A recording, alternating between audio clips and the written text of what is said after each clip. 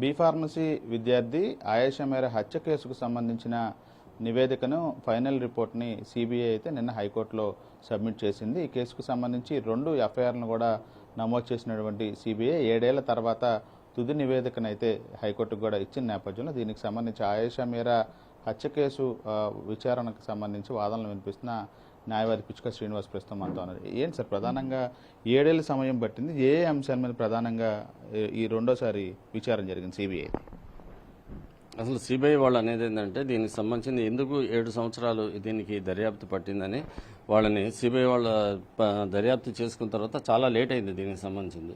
అందువల్ల ఆయేషా మేర తల్లిదండ్రులు మళ్ళీ హైకోర్టుకు వెళ్లాల్సి వచ్చింది. అందువల్ల సిబిఐ వాళ్ళు అన్నది ఏంటంటే ఇది మామూలు ఇన్వెస్టిగేషన్ కాదు, ఇది రీఇన్వెస్టిగేషన్ అంటే ఒక ఇన్వెస్టిగేషన్ వాళ్ళు చేసిన తర్వాత మళ్ళీ మేము రీఇన్వెస్టిగేషన్ చేయాలంటే అప్పటికే దీనికి సంబంధించిన సాక్ష్యాలు అవన్నీ కూడా కోర్టులో మాయమైపోవటం, అట్లాగే ట్యాంపరింగ్ జరగటం, సీన్ ఆఫ్ అఫెన్స్ నుంచి పంపించిన ఈ డిఎన్ఏ రిపోర్టులు అవన్నీ కూడా చేయటం, అలాగే దీంట్లో ఎవరైతే ఇది చేశారో వాళ్ళందరూ కూడా కొంతమంది విదేశాల్లో ఉండటము, సాక్షులు కొంతమంది ఉన్నారు, ముద్దాయిల్లా ఆరోపించిన వాళ్ళు కొంతమంది ఉన్నారు, వాళ్ళని అక్కడి నుంచి తీసుకురావడం, ఇవన్నీ చేయటం వల్ల మళ్ళీ రీఇన్వెస్టిగేషన్ అంటే చాలా కష్టమైంది. కాబట్టి వాటన్నిటినీ సేకరించి మళ్ళీ ఇక్కడ ఫోరెన్సిక్ కాకుండా ఢిల్లీ ఫోరెన్సిక్ ల్యాబ్ నుంచి వాళ్ళందరినీ కూడా ఎక్స్పర్ట్స్ని పిలిపించి చేయడం, అలాగే రీపోస్ట్ మార్టం వాటి జరపాల్సి వచ్చింది దీనికి సంబంధించింది.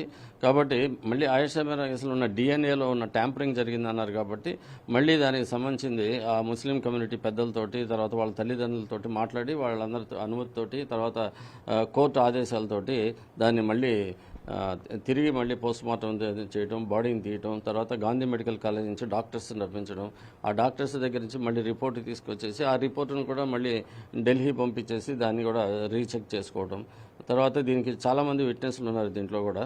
కాబట్టి ఇంతకుముందు ఏదైతే విచారించారో పోలీస్ ఆఫీసర్లందరినీ కూడా విచారించాల్సి వచ్చింది. ఇంతకుముందు దర్యాప్తు చేశారు విజయవాడ పోలీస్ కమిషనరేట్లు కానీ, నందిగామ పోలీసులు కానీ, వీళ్ళందరూ కూడా దర్యాప్తులో భాగస్వామ్యం అయ్యారు. కాబట్టి వాళ్ళు చేసిన దర్యాప్తు నుంచి మళ్ళీ కొన్ని అంశాలకి ఒకటి పోలీస్ ఆఫీసులను కూడా మేము విచారించాల్సి వచ్చింది దీనికి సంబంధించి.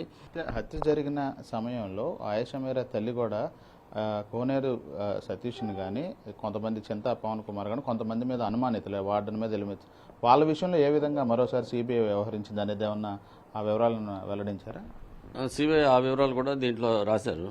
ఎందుకంటే ఖచ్చితంగా వాళ్ళ పేర్లు ఇది చెప్పారు కాబట్టి వాళ్ళ మీద ఇంతకుముందు కూడా జరిగి ఉన్నాయి వాళ్ళకి. కాబట్టి కోనేరు సతీష్ కానీ, లేకపోతే అబ్బూరి గణేష్, చింతా పవన్ కుమార్, తర్వాత ముఖ్యంగా వార్డెన్ పద్మ, తర్వాత శివరామకృష్ణ, ఇలా వీళ్ళందరి మీద అప్పుడే మహిళా కమిషన్ కానీ వీళ్ళందరూ కూడా వచ్చేసి ఖచ్చితంగా వాళ్ళకి తెలియకుండా ఇది జరగదని చెప్పేసి ఆ రోజు కమిషన్ రిపోర్టులోనే హ్యూమన్ రైట్స్ కమిషన్ వచ్చింది, మహిళా కమిషన్ వచ్చింది, తర్వాత ముస్లిం కమిషన్ దీనికి కూడా వచ్చారు.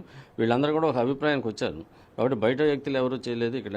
కాబట్టి ఆ అంశంలో మళ్ళీ దాన్ని తీవ్రంగా దర్యాప్తు చేయాలనే ఉద్దేశంతో సిబిఐ వాళ్ళు మొత్తం వాళ్ళందరికీ కూడా మళ్ళీ ఈ వాయిస్ టెస్ట్ రికార్డును, వాయిస్ టెస్ట్ ఎనాలిసిస్ అని చెప్పేసి ఒక టెస్ట్ కండక్ట్ చేయడం జరిగిందని చెప్పేసి వాళ్ళ రిపోర్ట్లో వాళ్ళందరికీ కూడా చేసాము. అలాగే వాళ్ళ ఇల్లు మొత్తం కూడా సెర్చ్ చేసి వాళ్ళ దగ్గర డాక్యుమెంట్స్ అవన్నీ తీసుకున్నాము. అలాగే వాళ్ళ ఫోన్ రికార్డ్స్ అవన్నీ కూడా దానికి సంబంధించింది పాత రికార్డ్స్ అవన్నీ కూడా ఎయిర్టెల్, హచ్, ఐడియా ఇలాంటి ఫోన్ వాళ్ళ దగ్గర కూడా అవన్నీ కూడా కంపెనీలకి రాసి అవన్నీ రిపోర్ట్లు తీసుకురావడం, ఇవన్నీ కూడా చాలా లేట్ అయిందని చెప్పేసి వాళ్ళు హైకోర్టుకి ఇచ్చిన ఈ కౌంటర్లో వాళ్ళు మొత్తం కూడా చెప్పారు. సార్, అట్లాగే ఈ సత్యంబాబు ఆల్రెడీ కేసుకు సంబంధించి నిందితుడు అని చెప్పి కొన్నాళ్ళు శిక్ష కూడా అనుభవించాడు, తర్వాత నిర్దోషిగా బయటపెట్టారు. మళ్ళీ కూడా సిబిఐ అతను విచారించిన పరిస్థితి కూడా, అంటే ఏ అంశాల మీద సత్యంబాబుని మళ్ళీ విచారించారు?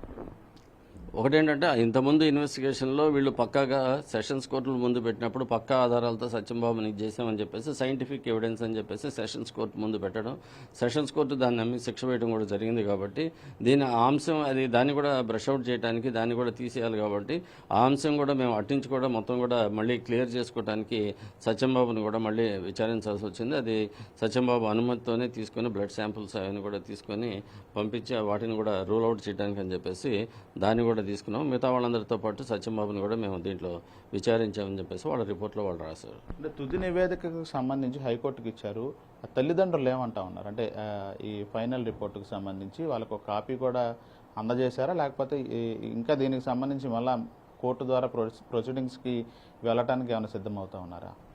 అంటే ఆయేషా మీరా తల్లిదండ్రులు 2007 ఎప్పుడైతే సంఘటన జరిగిందో ఆ రోజు నుంచి కూడా వీధి పోరాటాలు చేస్తున్నారు, న్యాయ పోరాటం చేస్తున్నారు. పర్టికులర్గా వీళ్ళ సమస్యని అప్పట్లో అపోజిషన్ పార్టీలో ఉన్న తెలుగుదేశం వాళ్ళు తీసుకుని దానికి సంబంధించిన అసెంబ్లీలో కూడా వాళ్ళు గట్టిగా మాట్లాడారు. దీనికి సంబంధించిన అసలు దోషులు ఎవరైతే వాళ్ళని శిక్ష పడాలని చెప్పేసి ఆ రోజు అడగడం జరిగింది.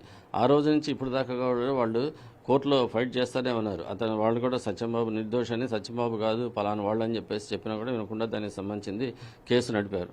ఆ నడిపిన తర్వాత సత్యంబాబు విడుదలైన తర్వాత నుంచి కూడా వాళ్ళు క్షణం తీరిక లేకుండా వాళ్ళు హైకోర్టుకి రావడం, వాళ్ళే వచ్చేసి విచారణ చేయడం ఇవన్నీ కూడా చేస్తూ ఉన్నారు దానికి. కాబట్టి ఇప్పటికి కూడా వాళ్ళు ఎంత తొందరగా ఇది చేసేసి న్యాయం జరుగుతుందని ఇప్పుడు దాకా వెయిట్ చేస్తున్నారు. ఇప్పుడు వాళ్ళు తుది నివేదిక అయినా సరే ఫైనల్ రిపోర్ట్ వేసేటప్పుడైనా కనీసం ఆ రిపోర్ట్ మేము ఇన్ని రోజుల నుంచి ఏం జరిగింది, ఏమిటి, ఎవరిని పట్టుకున్నారు, ఎంతవరకు వచ్చింది, ఇది ఏంటి అనేది ఇప్పుడు కూడా తెలియలేదు. హైకోర్టులో వాళ్ళు సీల్డ్ కవర్లో పెట్టారు కానీ మాకైతే కాపీ ఇవ్వలేదు. అది చెప్పాల్సిన బాధ్యత సిబిఐకి ఉంది కదా.